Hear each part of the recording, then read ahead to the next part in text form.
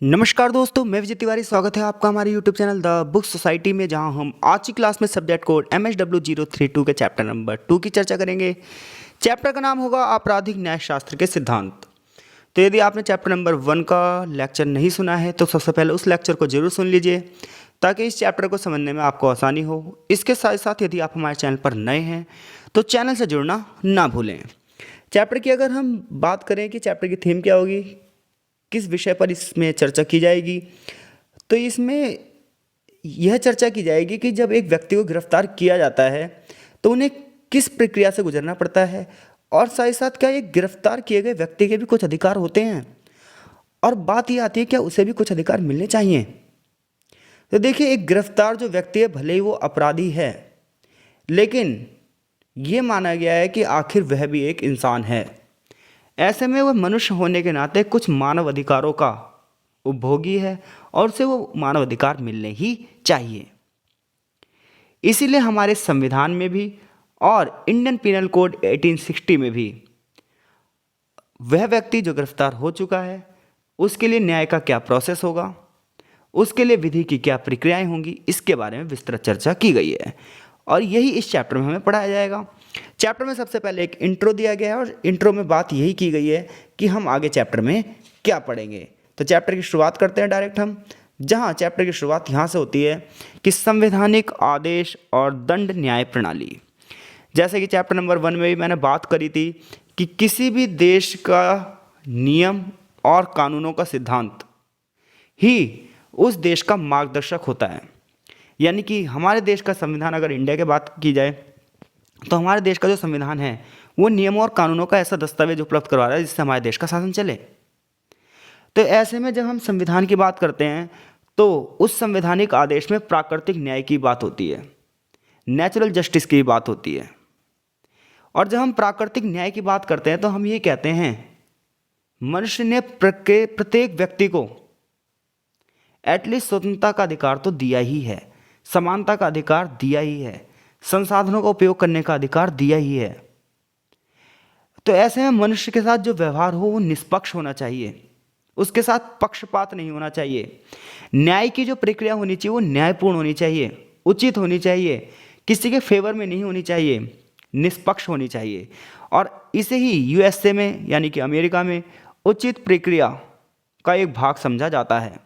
यानी कि न्याय की हत्या को रोकने के लिए सबसे पहला काम यह है कि व्यक्ति की निष्पक्ष सुनवाई हो, न्याय का प्रोसेस ऐसा हो जो उचित हो, और जो दंडाधिकारी हो उसे किसी प्रकार का भय ना हो। इसलिए भारतीय संविधान में कुछ ऐसे प्रावधान किए गए हैं ताकि न्याय का प्रोसेस ऐसा हो जिसमें पीड़ित को भी ये ना लगे कि मेरे साथ अत्याचार हो रहा है, और साथ ही साथ सामने वाले को भी ये ना लगे कि हाँ भाई मुझे न्याय नहीं मिला। तो भारतीय संविधान के आर्टिकल 20, 21 और 22 में व्यक्ति की स्वतंत्रता और साथ ही साथ खास तौर पर गिरफ्तार किए गए व्यक्ति की स्वतंत्रता के बारे में बात की गई है, और उसके वो कुछ नेचुरल राइट्स यानी कि प्राकृतिक अधिकारों की बात की गई है। तो जब हम भारतीय संविधान के भाग 3 में बात करते हैं जो कि मौलिक अधिकारों से यानी कि फंडामेंटल राइट से संबंधित है, तो उसमें आर्टिकल 19 to 22 स्वतंत्रता का अधिकार दिया है। लेकिन यहाँ पर हम 19 की चर्चा नहीं करेंगे, केवल 20 की चर्चा करेंगे। 19 में अलग से 6 प्रकार के अधिकार दिए हैं जिसमें अभिव्यक्ति की स्वतंत्रता 19A में है। फिर 19B में जब आप जाओगे तो आपको शांतिपूर्वक सम्मेलन करने का अधिकार है। 3 में सहकारी समिति बनाने का अधिकार है। 4 में आने जाने की स्वतंत्रता है। 5 में बसने की स्वतंत्रता है। और 19(6) में आपको मनपसंद व्यापार करने की स्वतंत्रता है। लेकिन यहाँ पर आर्टिकल 19 की बात नहीं की गई है, आर्टिकल सीधे 20 की बात की गई है। तो जब हम आर्टिकल 20 की बात करते हैं तो ये उस व्यक्ति के संबंध में है जिस पर गिरफ्तार कर लिया गया है, तो उसे किस किस चीज़ से संरक्षित किया गया है। अच्छा, आप ये कहेंगे कि गिरफ्तार व्यक्ति को संरक्षण की क्या ज़रूरत है। तो कई बार अगर हम प्राचीन काल की केस स्टडी उठा के देख लें तो कई बार ना व्यक्ति को अपने बारे में सफाई देने का मौका नहीं मिल पाता था और उसके साथ अत्याचार हो जाता था। कई बार उसने वो जुर्म किया ही नहीं होता था तो भी उसे सज़ा मिलती थी। तो ऐसे में ऐसा अब ना हो, इसके लिए एक प्रोसेस अपनाया जाता है। जैसे कि आर्टिकल 20 में अभियुक्त व्यक्ति के अधिकारों की बात की गई है। तो आर्टिकल 20 जो महत्वपूर्ण अधिकार देता है वो कैसे देता है? सबसे पहले कायोत्तर कानून की बात करता है। देखिए कायोत्तर कानून यानी कि एक्स पोस्ट फैक्टर लॉस क्या है? तो जब कोई बंदा अपराध करेगा तो उसे जो सजा का प्रावधान होगा वो उसी डेट के हिसाब से मिलेगा। यानी कि मान लीजिए आज किसी ने एक कांड किया, आज किसी ने कोई अपराध किया और वो गिरफ्तार हो गया, तो आज की डेट में जो सजा उसमें प्रावधान में लिखी गई है उस अपराध के लिए उसे उतनी ही सजा मिलेगी। ये नहीं कि आपने संविधान में अमेंडमेंट किया, पहले सजा 5 साल थी और अब उसे 7 साल बढ़ा के कर दिया, नहीं। जिस डेट पर अपराध हुआ है उस डेट पे सजा कितनी थी उसे उतनी ही सजा मिलेगी। ये नहीं कि संविधान में अमेंडमेंट करके, संविधान में संशोधन करके आपने सजा को बढ़ा दिया और अब वो सजा उसे मिलेगी, नहीं। जिस दिन उसने वो कांड किया था, जिस दिन उसने वो अपराध किया था, जिस दिन उसने वो कृत्य किया था, उस दिन वो सजा कितनी थी उसे वही सजा मिलेगी। ये कायोत्तर कानून के बारे में होता है। आगे दोहरे जोखिम के संकट के विरुद्ध संरक्षण। अब इसका मतलब क्या होता है? किसी व्यक्ति को एक ही अपराध के लिए 2 बार सजा नहीं मिलेगी। इसका मतलब ये होता है, आर्टिकल 20(2) में इसका उल्लेख किया गया है। आर्टिकल 22 ये कहता है, 20 का भाग 2, 22 नहीं 20 का भाग 2, यानी कि भाग 1 में कायोत्तर कानून की बात की गई है और भाग 2 में ये बात की गई है कि किसी व्यक्ति पर उसी अपराध के लिए एक से अधिक बार मुकदमा नहीं चलाया जाएगा और ना ही दंडित किया जाएगा। फिर आती है आर्टिकल 20 के भाग 3 की, यानी कि 20.1, 20.2 और 20.3। इसमें आत्मदोष से सुनता है, यानी कि किसी व्यक्ति को भी आप इतना मजबूर नहीं करोगे कि आप उसे उसकी ही गवाही के खिलाफ उकसाओ। जैसे कि पहले क्या होता था, एक व्यक्ति को जेल में बंद कर लिया जाता था, फिर उसे प्रताड़ित किया जाता था कि अपने खिलाफ वो गवाही दे, लेकिन नहीं, ऐसा अब नहीं है।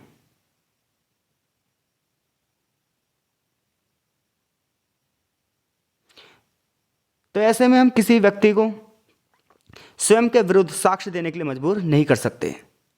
ऐसा कौन कह रहा है? आर्टिकल 20 का भाग 3, जिसमें कहा गया है कि किसी भी अपराध के लिए किसी व्यक्ति को स्वयं के विरुद्ध गवाह बनने के लिए मजबूर नहीं किया जाएगा।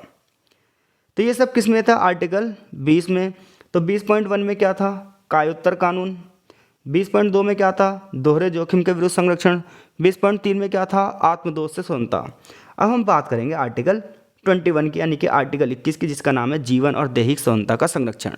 अब देखिए, जीवन की स्वतंत्रता की बात की जाए तो इसमें ये अपने आप में वर्ड ही बहुत बड़ा है और समय समय पर न्यायालय इसमें बहुत सारे अधिकारों को जोड़ता भी रहता है। तो स्वतंत्रता का मतलब क्या है? स्वतंत्रता का मतलब है हम पर कम से कम प्रतिबंध हो, और ये सब जो है इंग्लिश के लिबर्टी का पर्याय है। जब हम लतनी शब्द लिबर की बात करते हैं तो इसका मतलब होता है आज़ादी, जिसका मतलब होता है हर एक व्यक्ति अपनी आकांक्षा पूरी कर सकता है। ऐसे में स्वतंत्रता के 3 रूप होते हैं। पहला होता है व्यक्ति की निजी स्वतंत्रता, दूसरा होता है नागरिक स्वतंत्रता जो कि समाज में रहकर उसे मिलती है, और तीसरी होती है राजनीतिक स्वतंत्रता, यानी कि राज्य में भागीदारी करने का उसे पूरा अधिकार है, चुनाव लड़ने का अधिकार है, वोट डालने का अधिकार है, सार्वजनिक पद पाने का अधिकार है, प्रतिष्ठा पाने का अधिकार है। तो ऐसे में भारतीय संविधान का जो आर्टिकल 21 है वो व्यक्ति की निजी स्वतंत्रता के बारे में बात करता है, जीवन की स्वतंत्रता की बात करता है, दैहिक स्वतंत्रता की बात करता है कि किसी भी व्यक्ति को विधि द्वारा जो स्थापित प्रक्रिया है उसके सिवाय किसी भी अधिकार से वंचित नहीं किया सकता। यानी कि देश का संविधान अगर कोई प्रतिबंध लगा रहा है तो बस वही प्रतिबंध मान्य होंगे, इसके अलावा किसी व्यक्ति पर कोई प्रतिबंध नहीं लगाया जा सकता। और अगर लगाया जाता है तो व्यक्ति फंडामेंटल राइट्स के अधिकार के लिए सुप्रीम कोर्ट तक जा सकता है। तो आर्टिकल 21 को लेकर समय समय पर बहुत सारे केस आते रहते हैं, और इसके लिए जैसे कि अभी हाल ही में केस आया था, मैं आपको बताता हूँ, इंटरनेट। क्या इंटरनेट आर्टिकल 21 के भाग में आ सकता है? तो सुप्रीम कोर्ट ने डिसीजन दिया, जी हाँ, इंटरनेट आर्टिकल 21 में ही आएगा, क्योंकि आज इंटरनेट ना हमारी आजीविका का साधन हो गया है। बहुत सारे बंदे इंटरनेट के माध्यम से ही अपनी आजीविका चला रहे हैं। अब ऐसे में क्या होगा, अगर उनकी आजीविका नहीं चलेगी तो हो सकता है कि उनके जीवन पे संकट आ जाए। तो ये तो आर्टिकल 21 के खिलाफ हुआ ना, क्योंकि आर्टिकल 21 तो जीवन की स्वतंत्रता दे रहा है। तो इंटरनेट की भी आज़ादी आर्टिकल 21 में आ रही है। अभी मैं हाल ही की केस स्टडी बताता हूँ। अब आपकी किताब में क्या स्टडी दी है, देखिए। जीवन का अधिकार और भारतीय न्यायालय के बीच में क्या संबंध रहे हैं।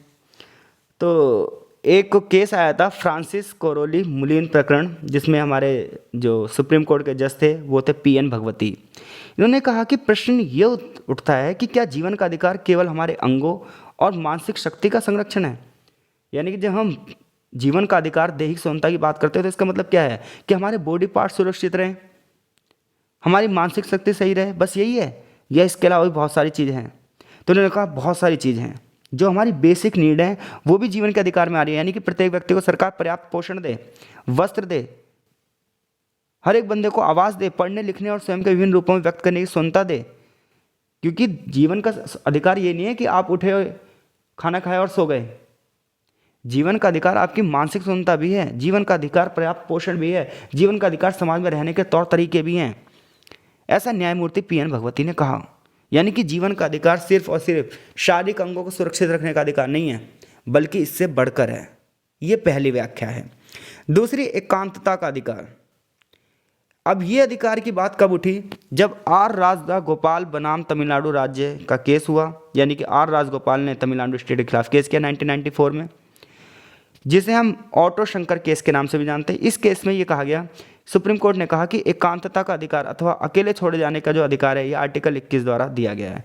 यानी कोई भी व्यक्ति अकेले रह सकता है भाई, फिर भी नागरिक को अपनी एकांतता, अपने परिवार, विवाह, प्रजनन, मातृत्व, शिशु पालन और शिक्षा आदि को सुरक्षित रखने का अधिकार है। यानी कि हमारा पर्सनल अधिकार है कि हम कैसा रहना चाहते हैं, फैमिली, शादी करना चाहते हैं नहीं करना चाहते, प्रजनन करना चाहते नहीं चाहते, मातृत्व सुख लड़कियां लेना चाहते हैं नहीं चाहते, शिशु का पालन पोषण कैसे होगा, शिक्षा, ये सब सुरक्षित रखने का अधिकार हमारा है। राइट टू प्राइवेसी है। और कोई भी बंदा हमारी इन सब चीज़ों के खिलाफ कोई भी चीज़ प्रकाशित नहीं कर सकता, चाहे वो सच्ची बात हो, चाहे वो प्रशंसा में हो, चाहे आलोचना में हो। अगर कोई बंदा हमारे खिलाफ कोई चीज़ प्रकाशित कर रहा है तो उसे पहले हमसे जानना होगा, क्योंकि राइट टू प्राइवेसी है। यहाँ पर एकांतता का मतलब राइट टू प्राइवेसी है।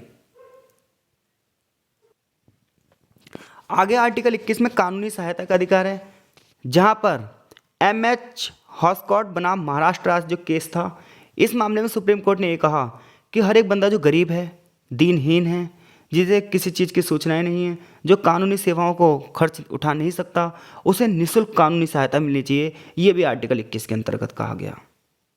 हर एक बंदे को त्वरित मुकदमे का अधिकार है। यानी कि किसी भी बंदे को आर्टिकल 21 के तहत इस चीज़ का संरक्षण दिया गया है कि अगर कोई भी मुद्दा होता है तो उसके मुकदमे की सुनवाई तुरंत हो। और इसके लिए जो केस आया था वो केस आया था हुसैनी आरा खातून बनाम गृह सचिव। इसमें सुप्रीम कोर्ट ने कहा आर्टिकल 21 में जीवन की स्वतंत्रता के अधिकारों में ये भी है कि मुकदमे का जल्द से जल्द निपटारा होना चाहिए। ये देखिए, मैंने पहले बताया आर्टिकल 21 जो था शुरुआत में जीवन और दैहिक स्वतंत्रता था, और समय समय पर नए नए केस आते रहे। सुप्रीम कोर्ट को ये लगने लगा कि हाँ भाई, ये चीज़ इस बंदे के जीवन की स्वतंत्रता से जुड़ी हुई है, और आर्टिकल 21 में ऐसे करते करते अधिकार बहुत सारे जुड़ गए।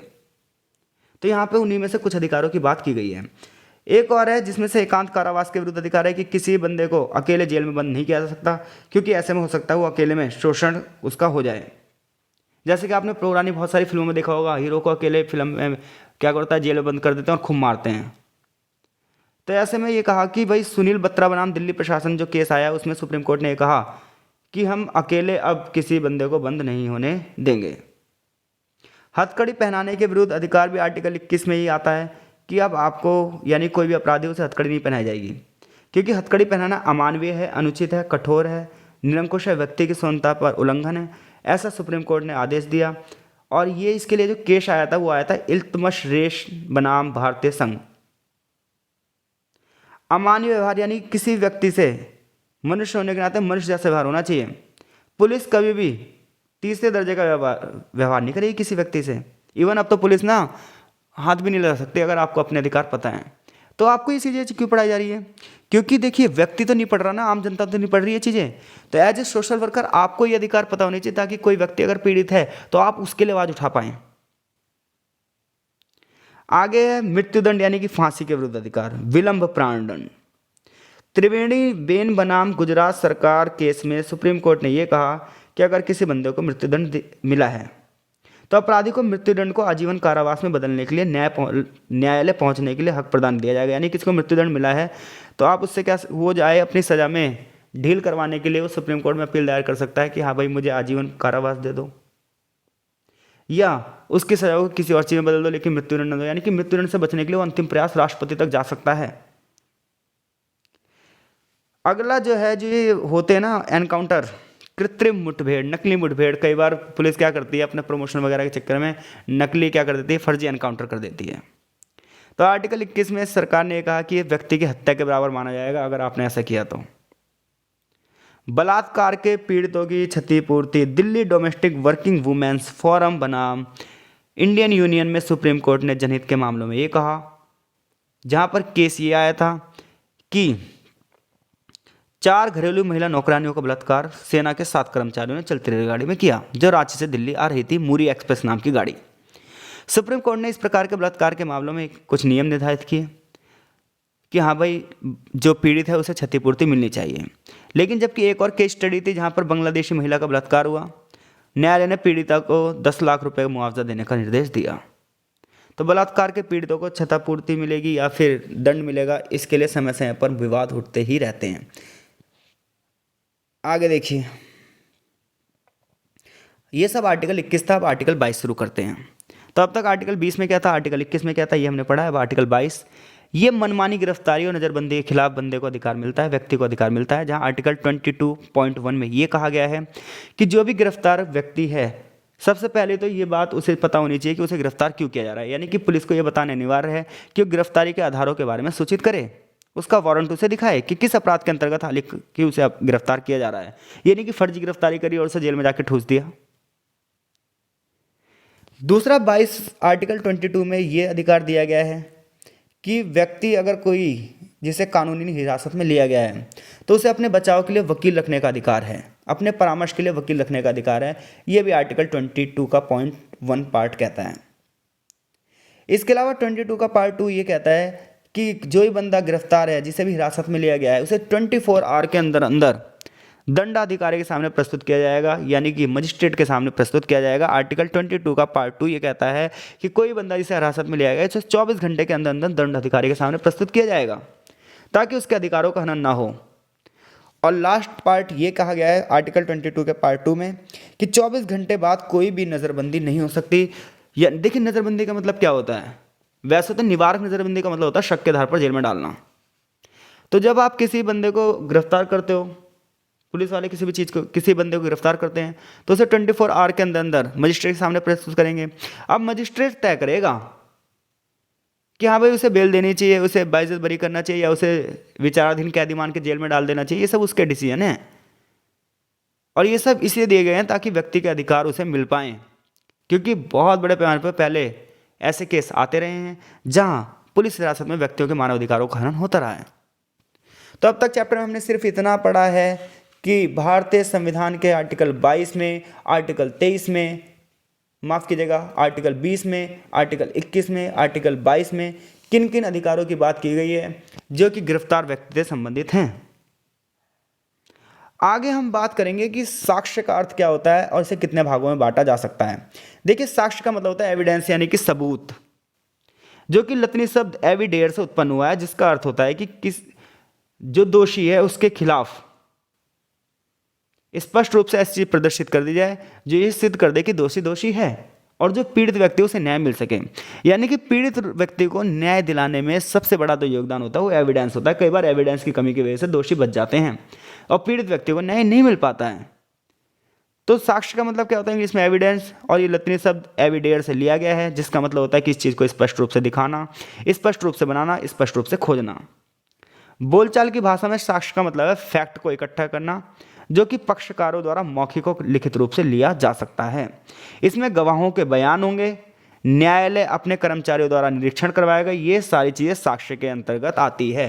पुलिस की कार्रवाई, उसे क्या क्या सारी चीज़ें मिलती हैं, ये सब एविडेंस में आते हैं।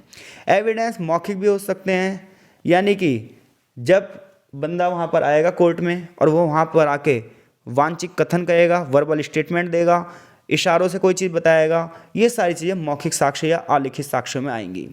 दूसरे नंबर पे वो एविडेंस होते हैं जो लिखित रूप से रिकॉर्डेड होते हैं, या तो लिखित होंगे अक्षरों के माध्यम से, चित्रों के माध्यम से, या फिर रिकॉर्डेड होंगे सीडी, मेमोरी या स्टिक इलेक्ट्रॉनिक डिवाइसेस में।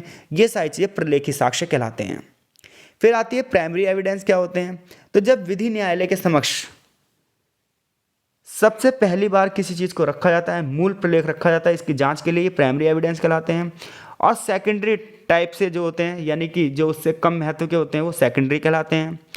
जब गवाह वस्तु और प्रलेख सामने से दिखाई दें तो प्रत्यक्ष साक्ष्य कहलाएगा। और ऐसे साक्ष्य जो परिस्थितियों से सिर्फ संबंधित हैं, लेकिन और वो उस घटना की ओर इशारा कर रहे हैं, लेकिन वास्तव में उस घटना से नहीं जुड़े, ऐसे सबूतों को हम परिस्थिति जन्य सबूत कहेंगे। कुछ होते हैं सुने सुनाए, कि हाँ भाई भीड़ ने क्या देखा है, क्या समझा है, भीड़ आके बता रही है। तो ये सब चीज़ें क्या हैं, सुने सुनाए साक्ष्य हैं। तो साक्ष्य क्या होते हैं ये पढ़ा हमने, और उसे 1 2 3 4 5 6 भागों में बांटा गया है। मौखिक साक्ष्य, प्रलेखित साक्ष्य, प्राथमिक साक्ष्य, द्वितीयक साक्ष्य और परिस्थिति जानने और सुना सुनाया। तो अगर ये टिप्पणी वगैरह में आ जाएगा तो आप कर देंगे। अब बात ये आती है कि आपराधिक न्याय प्रणाली में प्रासंगिकता के बुनियादी सिद्धांत क्या हैं, यानी कि हम कैसे कह सकते हैं कि आपराधिक न्याय प्रणाली, प्रासंगिकता का मतलब होता है महत्वपूर्ण, जरूरी, अनिवार्य। तो आपराधिक न्याय प्रणाली क्यों होनी चाहिए? तो सबसे पहली बात यह आती है कि इसका मोटिव क्या होता है। तो आपराधिक न्याय प्रणाली का जो मोटिव होता है, इसका जो उद्देश्य होता है, ये साइकोलॉजिकल होता है, मनोवैज्ञानिक होता है, जो किसी व्यक्ति को विशेष ढंग से कोई कार्य करने के लिए प्रेरित करता है।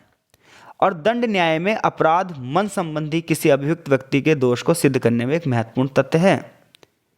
दूसरा प्रश्न ये उठता है कि एक बंदा अपराध क्यों करता है और उसे रोकने के लिए हम कौन कौन से कदम उठाते हैं। तो उसको रोकने के लिए 2 कदम उठाए जाते हैं, तो उस पर जुर्माना लगाओ या फिर दंड लगाओ। तो आपराधिक न्याय प्रणाली इसलिए होनी चाहिए, पहली बात यह है, इसका मोटिव जो होता है वो ये होता है कि समाज में शांति बनी रहे और ऐसे में व्यक्तियों को दंड और जुर्माने लगा लगा कर नियंत्रण में रखा जा सके। अब इसके लिए आप तैयारी क्या करते हो? तो तैयारी में 4 अवस्थाएं, अपराध की 4 अवस्थाएं होती हैं। सबसे पहले अवस्था अपराध की पता है क्या होती है, कि बंदा सोचेगा, तैयारी करेगा और फिर उसके लिए प्रयास करेगा और फिर वो कांड कर देगा। उसे वहीं पर रोकने के लिए आपराधिक न्याय प्रणाली होनी चाहिए। तो देखिए, अपराध जो बंदा करता है सबसे पहले क्या करता है, अपराध का इरादा करता है, उसका अपना एक मोटिव बनाता है। यानी कि जब कोई अपराध हुआ है, कोई कांड हुआ है, तो हमने ये देखना पड़ेगा कि अपराधी ने जो ये कांड किया है ये इरादतन किया है या गैर इरादतन। गांधी जी का ये कहना था कि सारे अपराध मन से उपजते हैं भाई। तो ऐसे में कोई भी मुद्दा बना है तो हमें देखना पड़ेगा उस मुद्दे का इरादा क्या था।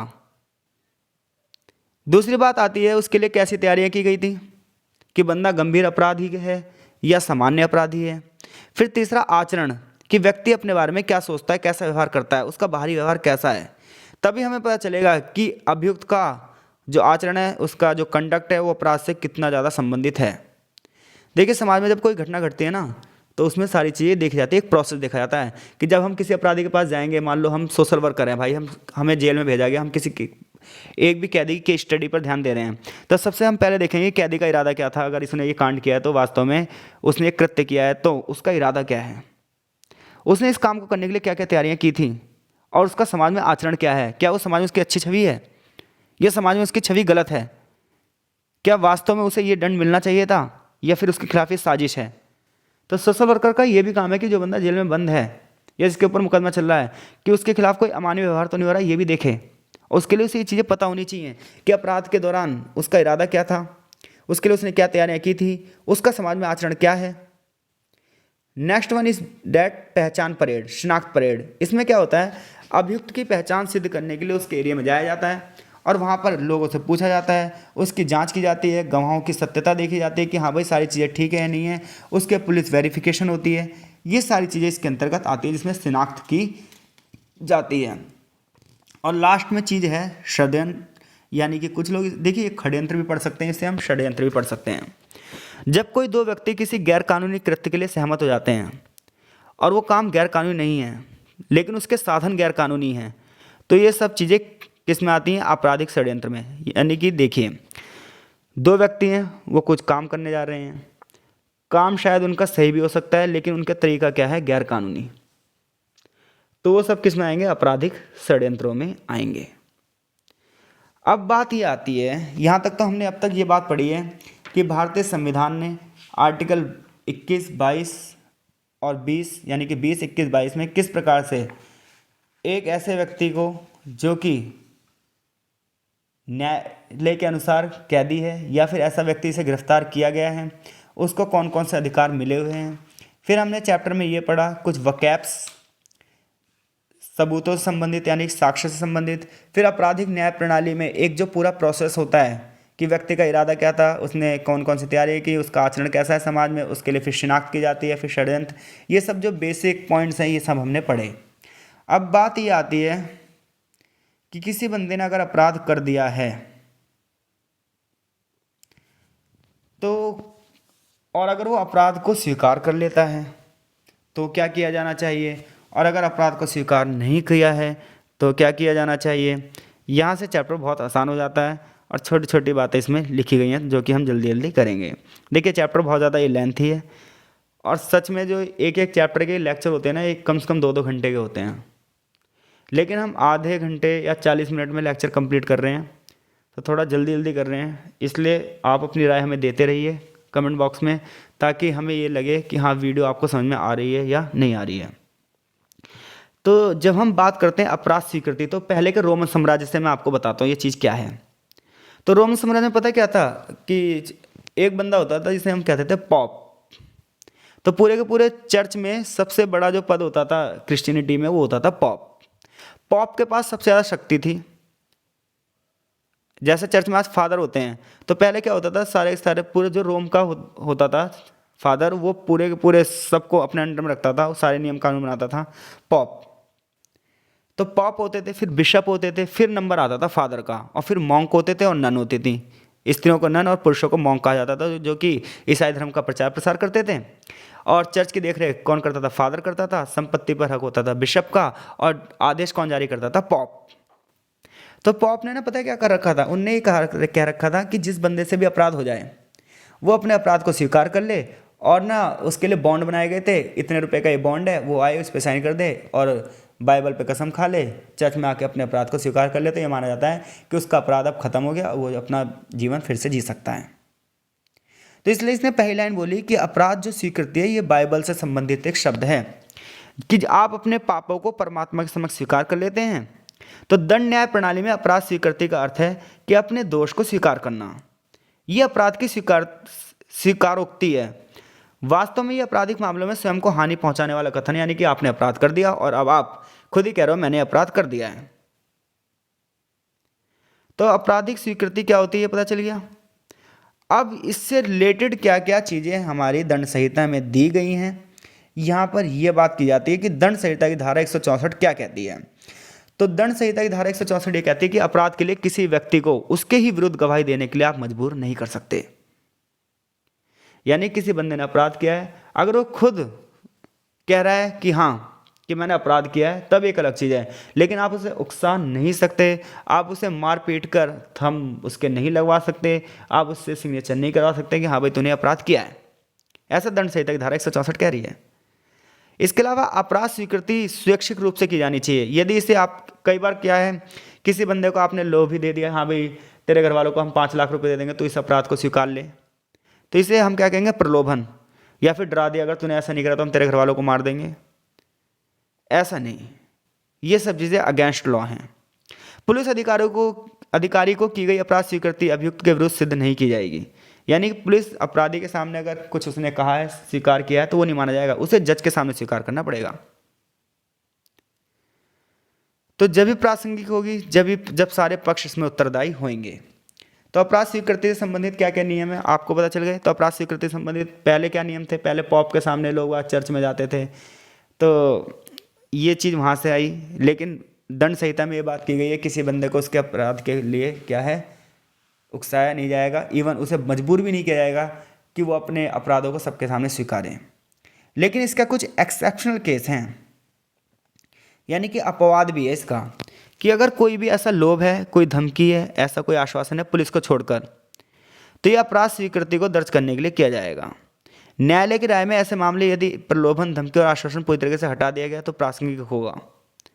यानी कई बार अपराध उगलवाने के लिए इसका यूज़ आप कर सकते हैं, लेकिन अधिक मात्रा में नहीं। कह रहा जब अपराध स्वीकृति गोपनीयता के आश्वासन के अंतर्गत की गई हो, यानी कि आप किससे अपराध स्वीकृति करवा रहे हो और ये कह रहे हो कि हम इसे प्राइवेसी रखेंगे, किसी को नहीं बताएंगे। अपराध स्वीकृति धोखे के अधीन और नशे की अवस्था में की जाती है, तो ये प्रासंगिक होती है। जब कोई तथ्य सूचना के कारण अभियुक्त से पता चलता है, जब वह पुलिस हिरासत में है, तो इस प्रकार की जो सूचना है वो अपराध स्वीकृति में आएगी या नहीं आएगी, ये बाद में उस चीज़ की जांच करके सिद्ध किया जाएगा। अब इसमें जज के क्या कर्तव्य होते हैं अपराध स्वीकृति से संबंधित में। तो अपराध स्वीकृति में जज का संबंधित कृत्य ये होते हैं कि वो ये तय करेगा कि बंदे ने जो अपने अपराध को स्वीकार किया है उसके लिए वो मजबूर था या नहीं था। वह तब तक बयान दर्ज नहीं करेगा जब तक वो संतुष्ट न हो जाए कि बयान उसकी इच्छा से, यानी कोई बंदा चिल्ला चिल्ला के कोर्ट में कहता है मैंने एक अपराध किया, मैंने अपराध किया, जज नहीं मानेगा। जब तक जज संतुष्ट न हो जाए कि हाँ भाई ये बयान इसने अपनी इच्छा से दिया है, कहीं इस पर डराया तो नहीं गया, धमकाया तो नहीं गया है। यदि कोई व्यक्ति अपराध स्वीकार करने का इच्छुक नहीं है तब दंड अधिकारी व्यक्ति को पुलिस हिरासत में नहीं देगा। यानी कि कोई बंदा कहे नहीं जी मैंने ऐसा कुछ नहीं किया है, तो आप वो पुलिस हिरासत में नहीं जाएगा, उसका बस केस लड़ा जाएगा। दंड अधिकारी एक टिप्पणी लिखेगा कि अपराध स्वीकृति का बयान दर्ज किया जाता है और अभियुक्त की उपस्थिति में उसे पढ़ेगा। यानी कि जब भी कोई बंदा अपना बयान देगा तो दंड अधिकारी उसे लिखवाएगा और उसके सामने पढ़कर सुनाएगा, हाँ भाई तुमने ये कहा बात सही है, वो कहेगा हाँ सही है। एक एक वर्ड लिखा जाता है। कह रहा है यदि दंड अधिकारी के पास उस मामले का लेने का अधिकार नहीं है तो उस मुकदमे को अपने पास नहीं रखेगा, उस मुकदमे को उस जज के पास भेज देगा जिस उसके अधिकार क्षेत्र में आता है, क्योंकि हर तरीके के जो केस हैं वो अलग अलग जजों के पास जाते हैं।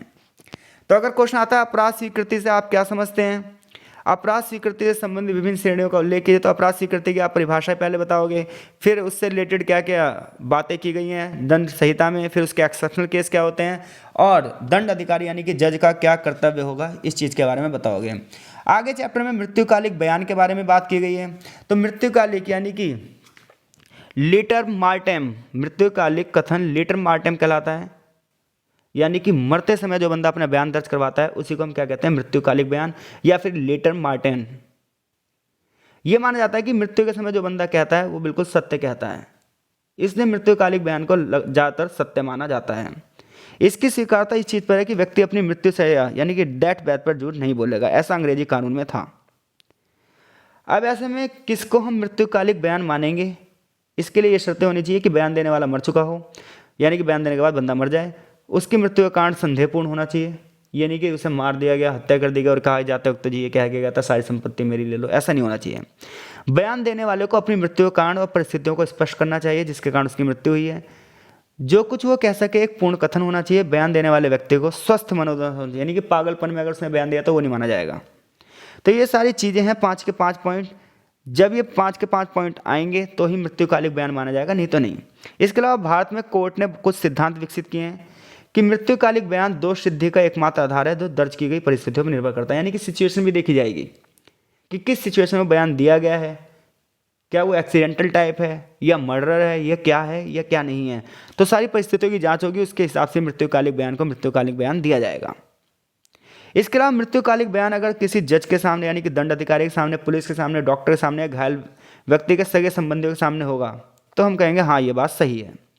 मृत्युकालिक बयान को सही सही शब्दों में रिकॉर्ड करना चाहिए। इसलिए जब कोई मर्डर होता है कुछ होता है तो पुलिस वाले कहते हैं हम किसी को नहीं मिलने देंगे, सबसे पहले हम बयान लेंगे, और वो सब रिकॉर्डेड किए जाते हैं। बयान देने वाले व्यक्ति को अभियुक्त की पहचान करने के लिए एक अवसर दिया जाता है कि हाँ भाई आप बयान जिसके बारे में दे रहे हो जरा उसका नाम बताओ, उसका पता बताओ, हुलिया बताओ, संबंध बताओ, अच्छा ऐसा था, यहाँ रहता है, यह रहता है, क्रॉस क्वेश्चन किए जाएंगे। अलग अलग व्यक्ति के समक्ष मृत्युकालिक बयान दिए गए हों तो हमें ये देखना पड़ेगा कि दोनों बयान एक जैसे होने चाहिए। तो यानी कि मृत्यु हम ये मान लेते हैं कोई बंदा अपने डेथ टाइम पे बिल्कुल सही बोलेगा, लेकिन उसके लिए भी कुछ कंडीशन रखी जानी चाहिए ताकि ये भी पता चले वो सही बोल भी रहा है या नहीं बोल रहा। तो इसलिए व्यवस्थाएं की गई हैं। तो मृत्युकालिक बयान आएगा तो भी आप कर देंगे। आगे चैप्टर में गवाहों की सक्षमता के बारे में बात की गई है, यानी कि कौन बंदा एक सही गवाह हो सकता है और कौन सही गवाह नहीं हो सकता। तो बात ये आती है कि सही गवाह कौन होगा, एक मजबूत गवाह कौन होगा। तो सबूत के आधार पर कानून के अनुसार प्रत्येक व्यक्ति वो गवाह हो सकता है सक्षम जो केवल न्यायाधीश के द्वारा अयोग्य ना ठहराया जाए। यानी कि अगर न्यायाधीश किसी व्यक्ति को अयोग्य ठहरा देगा तो वो बंदा सक्षम गवाह नहीं होगा, अदरवाइज वो सक्षम गवाह है। तो न्यायाधीश गवाह के रूप में किसी व्यक्ति को उसकी अधिक वृद्धावस्था या अल्प वयस्कता या फिर मानसिक विकार की वजह से अयोग्य ठहरा सकता है। यानी कि न्यायालय को लगता है कि कोई बंदा बहुत ज़्यादा बूढ़ा है या बहुत ही कम उम्र है किसी की, या कोई मस्तिष्क से क्या है विकार है, यानी कि वो पागलपन का शिकार है, या फिर कोई शरीर आदि के रोग से ग्रसित है, तो न्यायालय को जब लगेगा तो वो अयोग्य ठहरा देगा। लेकिन अगर कोई बच्चा है, पागल है, दृष्टिहीन व्यक्ति है, बहरा है, गूंगा है, तो वो भी सक्षम गवाह हो सकता है। ये परिस्थितियों पर डिपेंड करता है, यानी कि हमेशा न्यायालय उसे अयोग्य नहीं ठहराएगा। ये क्या परिस्थितियां हैं, अपराध किस श्रेणी का है, और क्या वो बच्चा या बूढ़ा या फिर गूंगा या बहरा सही कह रहा है या गलत कह रहा है। अगर परिस्थितियां सारी ठीक ठाक चल रही हैं तो गवाह सक्षम माना जाएगा। लेकिन हमें लग रहा है कि बार बार वो बंदा बयान ही पलट रहा है, बार बार अपनी गवाही पलट रहा है, तो हम कहेंगे कि वो सक्षम गवाह नहीं है। तो कानूनी न्यायालय के समक्ष गवाही देने के लिए किसी भी बंदे को मजबूर नहीं किया जाएगा। इसके लिए कुछ पॉइंट्स यहाँ पर दिए भी गए हैं कि कोई भी न्यायाधीश अथवा दंडाधिकारी अपने आचरण और किसी भी चीज़ के लिए उन प्रश्नों का उत्तर देने के लिए मजबूर नहीं होगा जो वरिष्ठ न्यायालय के विशेष आदेशों के अंतर्गत छोड़कर न्यायालय में उसकी जानकारी में आए हों। कोई व्यक्ति जो विवाहित है या विवाहित हो चुका है उस व्यक्ति के द्वारा विवाह के दौरान उसको दी गई किसी भी सूचना को प्रकट करने के लिए मजबूर नहीं किया जाएगा। किसी भी गवाह को उसके डिपार्टमेंट की सहमति के बिना राज्य के मामलों में साक्ष्य देने की अनुमति नहीं होगी। तो यहाँ पर कुछ बेसिक पॉइंट्स लिखे हुए हैं गवाहों से रिलेटेड कि हाँ भाई किस गवाह को सक्षम माना जाएगा और किस गवाह को सक्षम नहीं माना जाएगा। तो ये कुछ बेसिक पॉइंट हैं, ये आसान से हैं, ये आप पढ़ेंगे तो आपको खुद क्लियर हो जाएंगे। बात ये आती है यहाँ से गवाहों की जांच से हम क्या समझते हैं। तो देखिए कोई भी गवाह जो है क्या वो सही गवाही दे रहा है, कहीं उसका रिकॉर्ड ऐसा तो नहीं है पैसे लेकर वो गवाही दे रहा है, इसलिए गवाहों की जांच भी होनी चाहिए। तो न्यायालय अपने सामने क्या होगा, कार्रवाई के मुकदमे के समय उसको प्रस्तुत करने की बात करेगा, पक्षकार की बात सुनेगा, वकीलों की बात सुनेगा, गवाहों की बात सुनेगा और सभी के क्या होगा नाम, आयु, पता, व्यवसाय सारी चीज़ें लिखी जाएंगी। कटघरे में उन्हें शपथ दिलाई जाएगी, न्यायालय रिकॉर्ड दर्ज करेगा, कई कई बार बयान दर्ज किए जाएंगे ताकि कहीं ये ना देखा जाए कि हर बार बयान में कुछ गलतियाँ तो नहीं हो रही हैं। अगर बयान एक जैसा है तो ही गवाह सही माना जाएगा, नहीं तो गवाह को क्या माना जाएगा कि गवाही गलत दे रहा है। दीवानी मामले में वकील तथ्य को स्पष्ट करेगा और अपने दावे के समर्थन में सबूतों को पेश करेगा। अगर सबूतों में कमी है तो अभियुक्त निर्दोष समझा जाएगा। अब गवाहों की जांच के लिए सबसे पहले होती है मुख्य पूछताछ। मुख्य पूछताछ में न्यायालय के सामने सारे फैक्ट्स रखे जाएंगे, सारे डाटाज रखे जाएंगे, फिर उससे संबंधित 3 नियम होंगे। मुख्य पूछताछ में प्रश्न से संबंधित मुद्दे होंगे। सुराग देने वाला कोई प्रश्न नहीं पूछा जा सकता सबके सामने, कहीं अपराधी उससे बच ना जाए। मुख्य पूछताछ के बाद जो नंबर आता है वो आता है प्रतिपक्षा या जिरह का।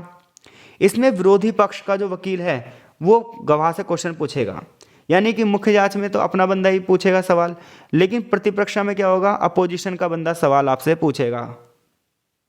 फिर पुनः परीक्षा यानी कि उसके बाद फिर से उससे पूछताछ की जाएगी, यानी कि 3-3 4-4 बार पूछताछ होगी गवाह की जांच के लिए कि गवाह अपनी गवाही सही दे रहा है या नहीं दे रहा।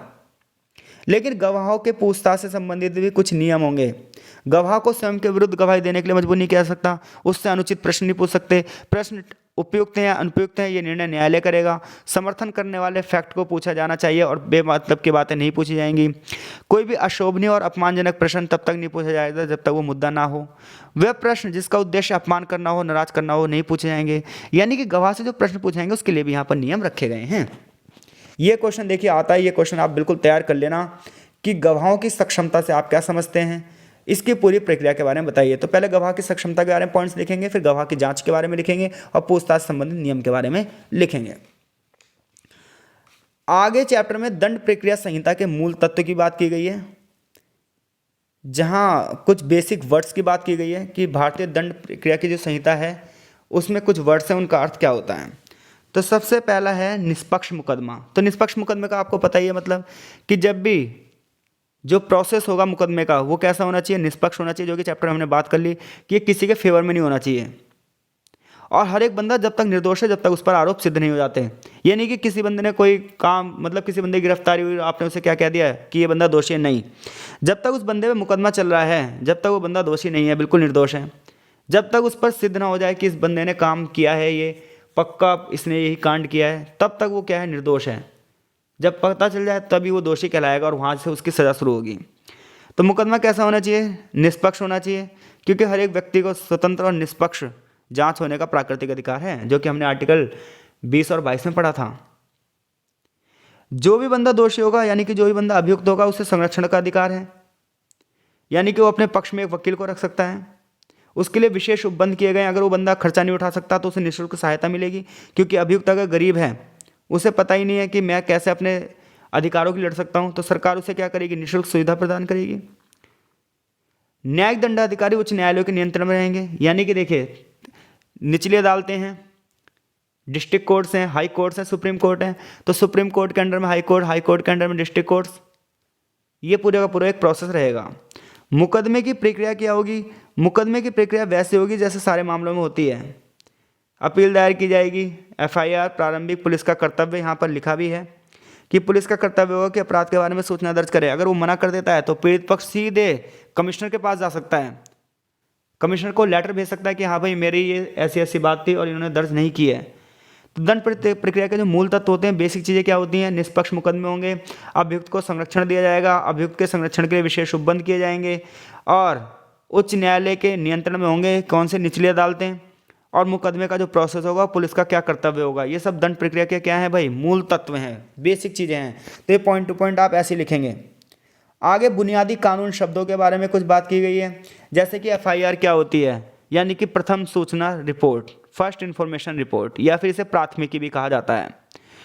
तो जब कोई घटना घटी है तो उसके बारे में सबसे पहले भारतीय दंड प्रक्रिया संहिता की धारा 154 के तहत 154 के तहत आप पुलिस अधिकारी को लिखित सूचना देंगे, जिसे हम एफआईआर या फर्स्ट इंफॉर्मेशन रिपोर्ट कहते हैं। थाने में एक एसएचओ होगा, जिसकी फुल फॉर्म होती है स्टेशन हाउस अधिकारी अथवा थाना प्रभारी। तो जब थाने का प्रभारी होगा तो उसका काम है पूरे के पूरे छानबीन जांच प्रक्रिया में महत्वपूर्ण व्यक्ति एसएचओ ही होता है। अगर वो अनुपस्थित है तो उस थाने में उसके बाद के रैंक का जो भी बंदा होगा वो प्रभारी अधिकारी कहलाएगा। तीसरे नंबर पे आती है शिकायत क्या होती है। तो दंड अधिकारी के समक्ष मौखिक रूप या लिखित रूप से कोई भी आरोप क्या होती है? शिकायत मानी जाती है, क्योंकि पुलिस रिपोर्ट शिकायत के अंतर्गत नहीं आती है। फिर आती है बात जमानत की। न्यायालय डिसीजन लेगा कि जमानत देनी है या नहीं देनी है। अगर न्यायालय नहीं चाहेगा तो जमानत नहीं मिलेगी। अब जमानत में भी क्या होता है? एक अग्रिम जमानत होती है। अग्रिम जमानत का मतलब ये होता है कि अभियुक्त के गिरफ्तार होने से पहले ही, यानी गिरफ्तार होने से पहले ही वकील आएगा और कहेगा मेरे वकील की क्या है, ये जमानत है, इसे झूठे और आधारहीन आरोपों की वजह से गिरफ्तार किया जा रहा है, तो वो अग्रिम जमानत के लिए बंदा आवेदन कर सकता है, यानी कि पहले से ही जमानत। अब अपराध भी कुछ अलग टाइप के होते हैं। कुछ अपराध होते हैं जो जमानत योग्य होते हैं, कुछ होते हैं नहीं होते। ये निर्णय कौन लेगा? कोर्ट लेगा। ये बात दंड प्रक्रिया संहिता की पहली अनुसूची में लिखी भी गई है। अब दो प्रकार के मामले और होते हैं, एक होते हैं वारंट और एक सम्मन। आपने वर्ड सुना होगा। अब देखो, वारंट मामले वो होते हैं जिसमें मृत्युदंड सहित जब बड़े बड़े अपराध होते हैं, 2 साल से ऊपर के जितने भी अपराध होंगे उनके लिए वारंट जारी किया जाएगा। और जो छोटे मोटे अपराध होंगे उनमें ना कोर्ट सम्मन भेजता है। तो जो खतरनाक अपराध की श्रेणी में आते हैं 2 साल से जिसमें ज़्यादा सजा का प्रावधान है, वो सब वारंट वाले होते हैं। उनके लिए वारंट जारी कर दिया जाता है। हाँ भाई, बंदे को देखते गिरफ्तार करने के आदेश, पोस्टर वोस्टर भी लगा दिए जाते हैं, ये अगर वो बंदा भागा हुआ है तो। और नहीं तो वारंट लेके पुलिस जाएगी, उसके घर की तलाशी लेगी और उस बंदे को गिरफ्तार लेकर आएगी। लेकिन कोई बंदा गंभीर अपराध नहीं कर रखा है, उसमें सजा 2 साल से कम है, तो उसे पहले सम्मन भेजा जाता है कि वो कोर्ट के सामने हाजिर हो। ऐसे 2 प्रकार के और अपराध होते हैं, संज्ञेय और असंज्ञेय, जो कि हमने चैप्टर में शुरुआत में ही पढ़ लिए थे। पूछताछ, छानबीन, जांच पड़ताल, ये भी हमने चैप्टर में पढ़ लिया है। ये सब वर्ड मीनिंग है किसकी? जो कानून से रिलेटेड है, जो कि हमें एक सोशल वर्कर होने के नाते पता होना चाहिए। पुलिस स्टेशन और थाना। तो पुलिस स्टेशन का अर्थ है कि किसी पुलिस चौकी अथवा स्थान से जिसमें समान रूप से, विशेष रूप से राज्य सरकार द्वारा पुलिस स्टेशन घोषित किया जाता है। सरकारी वकील, तो जिसे हम लोक अभियोजक भी कहते हैं, ये राज्य का प्रतिनिधित्व करता है, राज्य के लिए जितने भी केस होते हैं वो लड़ता है। तो यहाँ से यहाँ तक किसके बारे में बताया गया था? ये छोटे छोटे वर्ड हैं, टिप्पणी करने के लिए आ सकते हैं, बाकी इसमें से बड़ा क्वेश्चन नहीं बन सकता। वो खुद ही बोलेगा इस शब्द का अर्थ बताइए, तो आपने एक बार सुन लिया तो आप इस शब्द का अर्थ देने में क्या है? सक्षम है। आगे न्यायालय की शक्तियों के बारे में बताया गया है। तो जब हम न्यायालय की बात करते हैं तो विभिन्न प्रकार के न्यायालय भारतीय न्यायपालिका में हैं। जैसे सबसे ऊपर होगा सुप्रीम कोर्ट, जिसे हम उच्चतम न्यायालय कहते हैं। फिर उसके नीचे आते हैं उच्च न्यायालय, फिर आते हैं डिस्ट्रिक्ट कोर्ट्स, और फिर ग्राम न्यायालय। ऐसे बहुत सारे न्यायालय आते हैं जो कि यहाँ पर पूरी टेबल बनी है। तो जैसे लिखा, उच्चतम न्यायालय कोई भी दंड दे सकता है, हाई कोर्ट भी कोई भी दंड दे सकता है, लेकिन जो सेशन कोर्ट होता है या डिस्ट्रिक्ट कोर्ट होता है, ये मृत्युदंड, आजीवन कारावास और जुर्माना लगा सकता है, लेकिन जब हाई कोर्ट उसको आदेश दे तो। इसके अलावा अतिरिक्त सत्र न्यायाधीश होता है, एडिशनल जो जज होता है, ये भी इसके सामने लिखे हैं मृत्युदंड, आजीवन कारावास और ये सुना सकता है। सहायक सत्र न्यायाधीश 10 साल की सजा सुना सकता है सिर्फ। देखिए, हर प्रकार के न्यायाधिकारी के लिए कुछ ना कुछ नियम बने हुए, क्योंकि इतने अपने अधिकारों से ज़्यादा कार्य नहीं कर सकता। तो जैसे मुख्य न्यायिक दंडाधिकारी 7 साल की सजा सुना सकता है और जुर्माना। मुख्य महानगर दंडाधिकारी ये भी 7 साल की सजा और जुर्माना। न्यायिक दंडाधिकारी ये 3 साल के कारावास, इससे ज़्यादा की नहीं। महानगर दंडाधिकारी ये 3 साल का कारावास, 50,000 रुपये तक का जुर्माना। तो ऐसे विभिन्न दंडाधिकारियों के लिए क्या है? अलग अलग नियम कानून लिखे हैं। जैसा कि जब हम अगर पॉलिटिकल साइंस पढ़े हैं थोड़ी सी, तो आर्टिकल 32 में सुप्रीम कोर्ट रिट जारी करता है, जिसमें ये कहा गया है, एक रिट ये भी है कि अगर कोई भी न्यायालय अपने अधिकारों से ज़्यादा कार्य कर रही है तो उसके खिलाफ रिट जारी किया जा सकता है, आदेश जारी किया जा सकता है। तो हर एक न्यायालय और दंड अधिकारी न्यायाधीश के लिए कुछ कोड ऑफ कंडक्ट लागू किए गए हैं कि वो इतने ही मामलों की सुनवाई कर सकता है, इससे ऊपर के मामले उसे संबंधित न्यायाधीश के सामने भेजने पड़ेंगे, जो कि इस लिस्ट में लिखा है। आगे चैप्टर में जो अंतिम पॉइंट है वो व्यक्तियों की गिरफ्तारी और उन्हें पेश करने की प्रक्रिया से संबंधित है, और यहीं पर ये चैप्टर फिनिश हो जाएगा। तो जब हम व्यक्ति की गिरफ्तारी की बात करते हैं तो गिरफ्तारी कानूनी सम्मत होनी चाहिए। गिरफ्तार व्यक्ति को जब हम गिरफ्तारी है किसी व्यक्ति के शरीर को स्पर्श और उसे कैद करने के लिए इसकी परिभाषा होती है। पुलिस गिरफ्तार व्यक्ति के लिए कानूनी बल का प्रयोग कर भी सकती है और नहीं भी कर सकती, जरूरी है तो करेगी, नहीं तो नहीं करेगी। कई बार जो कुछ केस ऐसे होते हैं जिसमें नज़रबंदी कर दी जाती है। देखिए, नज़रबंदी का मतलब होता है शक के आधार पर जेल में डालना, या फिर कई बार उसके घर में ही बंदे को कैद कर दिया जाता है। तो इसके बारे में हमने चैप्टर में शुरुआत में बात कर ली है कि आर्टिकल 21 क्या क्या अधिकार देता है। तो गिरफ्तार वाला जो व्यक्ति है, गिरफ्तारी के आधार का उसे सूचित करना चाहिए कि हाँ भी गिरफ्तार क्यों किया जा रहा है, अपनी पसंद के वकीलों से मिलने चाहिए, दंड अधिकारी के सामने पेश किया जाना चाहिए 24 घंटे के अंदर। ये सब हमने चैप्टर में शुरू में बात कर ली है कि व्यक्ति की गिरफ्तारी से संबंधित चीज़ें क्या क्या हो सकती हैं। आगे व्यक्ति को पेश करने की प्रक्रिया, इसकी बात भी हम चैप्टर में ऑलरेडी कर चुके हैं कि व्यक्ति को अगर हमें पेश करना है तो सबसे पहले अगर उसका अपराध गंभीर श्रेणी का नहीं है तो सम्मन भेजा जाएगा, और गंभीर श्रेणी का अपराध है तो उसे वारंट जारी किया जाएगा, और अगर वो भाग गया है तो उसका वारंट लगा दिया जाएगा। फिर उसके बाद उसके गिरफ्तार करा जाएगा। गिरफ्तार होते समय उसके क्या होंगे, कह रहा सम्मन और उन्हें किस प्रकार से तामील में लाना है। ये सम्मन उपस्थित होने और प्रवेश करने किस चीज़ को पेश करने के लिए जारी किए जाते हैं। न्यायालय सम्मन जारी लिखित रूप से करता है और इसकी 2 कॉपी होती हैं, एक न्यायालय के अधिकारी के हस्ताक्षर होते हैं, एक न्यायालय की मोहर होती है। अधिकारी को और उस बंदे का नाम भी रखा जाता है जो वो सम्मन वहाँ तक पहुँचाएगा। देखिए, जब किसी व्यक्ति के खिलाफ सम्मन जारी किया जाता है, कोर्ट सम्मन जारी करेगा, फिर क्या होगा ये बात आपको पता ही है, उसकी 2 कॉपीज़ होंगी, फिर एक अधिकारी को कॉपी दे दी जाएगी कि जा भाई उसके घर पे सम्मन पहुंचा दियो, उसके घर पे सम्मन पहुंच जाएगा। और उसके घर पे सम्मन पहुंच जाएगा, अगर वो बंदा वहीं पर है तो उसे बता दिया जाएगा कि फलाने तारीख को तुझे कोर्ट के सामने पेश होना है। अगर वो बंदा वहाँ नहीं होगा तो उसके घर वालों को सम्मन दे दिया जाएगा और बता दिया जाएगा भाई इतनी तारीख को वहाँ पेश होना है। अगर कोई फर्म है, कोई इकाई है, कोई कारखाना है, तो वहाँ पर उस मालिक के लिए बता दिया जाएगा, या फिर वहाँ के और बंदों को बता दिया जाएगा। यानी कि जो भी बंदा कार्यस्थल पर मिलेगा उसको बता दिया जाएगा। अब बंदा अगर तय समय सीमा पर व्यक्ति पेश नहीं हो रहा तो उसके खिलाफ फिर वारंट लगा दिया जाएगा और उसे ज़बरदस्ती कहीं से भी ढूंढ के लाया जाएगा। अगर बंदा तब भी ना आए, वो कहीं भाग गया, तो उसकी संपत्ति वगैरह सब जब्त कर ली जाएगी। यहाँ पर सब यही लिखा है कि अपराध के अपराधी को घोषणा कर दी जाएगी कि हाँ भाई इस बंदे को हमने सम्मन जारी किया था, नोटिस जारी किया था, ये बंदा यहाँ पर नहीं आ पाया। अब क्या होता है, इसे अपराधी मान लिया था, इसकी संपत्ति जब्त कर लो, कुर्क बोलते हैं इसे। तो जब ये नोटिस जारी होगी कि भाई इतने दिनों में, ये 30 दिन का टाइम दिया जाएगा, 30 दिन के बाद न्यायालय उसे भगोड़ा घोषित कर देगा और उसकी संपत्ति कुर्क कर लेगा। जैसे कि आजकल आप देश में देख रहे हो, बहुत सारे अपराधियों की संपत्ति कुर्क कर ली जा रही है, और बड़ी बड़ी सेलिब्रिटीज़ को भी नोटिस दे रही है ईडी कि आपको इस दिन आना है, तो बड़ी बड़ी सेलिब्रिटीज़ तक उस नोटिस के दिन वहाँ पर पहुँच रही हैं। तलाशी वारंट कब जारी किया जाएगा, जब पुलिस अधिकारी किसी अन्य अधिकारी को, यानी कि दंड अधिकारी, यानी कि न्यायालय एक लिखित आदेश देगा कि हाँ भाई इस व्यक्ति का अब आप क्या कर सकते हो, तलाशी वारंट है, तो न्यायालय के पास ये मानने का कारण होना चाहिए कि हाँ भाई चीज़ें लीगल हैं या नहीं हैं। यानी कि अंतिम अवस्था होती है तलाशी वारंट की। तो चैप्टर यहीं पर फिनिश होता है। थोड़ा सा हमने एंड में शॉर्टकट भी लिया है क्योंकि हम ऑलरेडी बीच में चैप्टर के उन चीज़ों पर विस्तृत रूप से चर्चा कर चुके हैं।